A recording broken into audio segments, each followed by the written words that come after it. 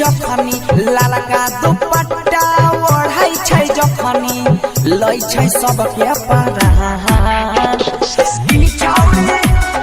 तुझे भैया को बताना होगा कर ले याद ये रट के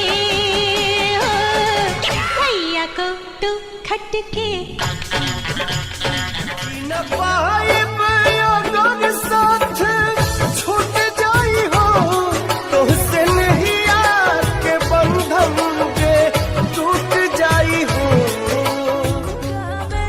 तुझे हरदम तू मेरी जिंदगी मांगू रब से तेरी खुशियाँ ये मेरी बंदगी ऐ सनम भुला न जइहा ससुराल में तू जाके है सनम भूली पर हमरा तीर चला के जाल पिया के सामान तोहरा से ना प्यार करी लेकिन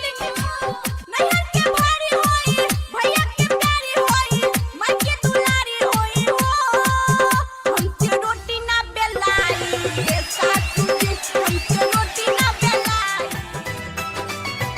तोहरा से मिलके ऐसन होता ये एहसास हो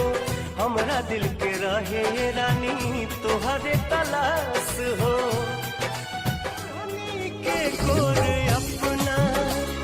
जबावे लुदत से पागल कर दिहले बाड़ो पहिल के मुलाकात। क्या हाल है फ्रेंड्स, ठीक हो ना? आज मैं घूमने जा रहा हूँ मुंबई, साथ में मेरा दोस्त।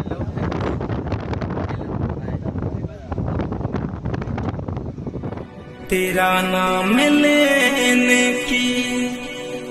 चाहते हुई है हमें तुमसे